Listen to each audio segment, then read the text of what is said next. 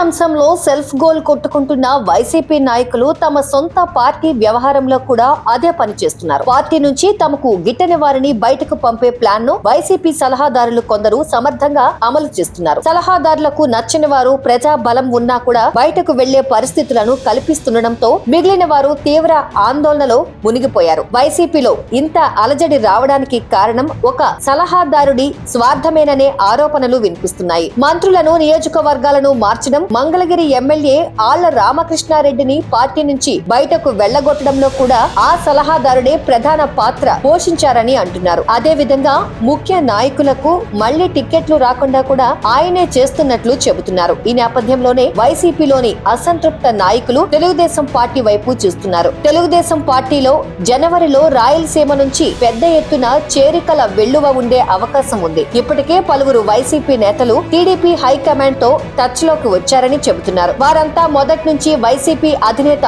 జగన్ కోసం గత 15 ఏళ్లుగా పనిచేస్తున్న వారే. జగన్ కోసం ఎంతగా పనిచేసినా తన స్వార్థం కోసం తమను బలి చేయబోతున్నారని అనేక మందికి అర్థమైంది. అందుకే టీడీపీ అధినేతతో టచ్ లోకి వచ్చారని చెబుతున్నారు. అదే సమయంలో ప్రభుత్వం మారడం ఖాయమన్న అభిప్రాయం ఉండటంతో తరువాత వచ్చే ప్రభుత్వం తమపై కక్ష సాధింపులకు పాల్పడితే రాజకీయంగా ఆర్థికంగా కుంగిపోతామని భయపడుతున్నారు. ప్రభుత్వం టీడీపీ నేతలపై ప్రయోగించిన ఘోరమైన వేధింపులకు ఖచ్చితంగా ప్రతీకారం తీర్చుకుంటారని, దానికి బలయ్యేది తామేనన్న భయం రాయలసీమ నేతల్లో వ్యక్తమవుతోంది. ద్వితీయ శ్రేణి నేతలు కూడా ఇదే అంశంపై కంగారు పడుతున్నారు. ఇప్పటికీ వైసీపీలో ఉండటం వల్ల ఎలాంటి ప్రయోజనం లేదని, పైగా టీడీపీకి టార్గెట్ అవుతామని ద్వితీయ శ్రేణి నేతలు కూడా భావిస్తున్నారు. అందుకే పెద్ద ఎత్తున నేతల చేరికలు ప్రారంభమయ్యాయి. కేవలం టిక్కెట్లు ఆశించేవారు కాకుండా వైసీపీలో ఉండటం దండగా అనుకున్న వారు పెద్ద సంఖ్యలో టీడీపీలో చేరుతున్నారు. రాయలసీమ నుంచి చేరే వారిలో ఎక్కువ మంది టిక్కెట్లు ఆశించేవారు కాదని, పొటెన్షియల్ లీడర్లకు మాత్రం టిక్కెట్ ఇస్తారని టీడీపీ వర్గాలు చెబుతున్నాయి.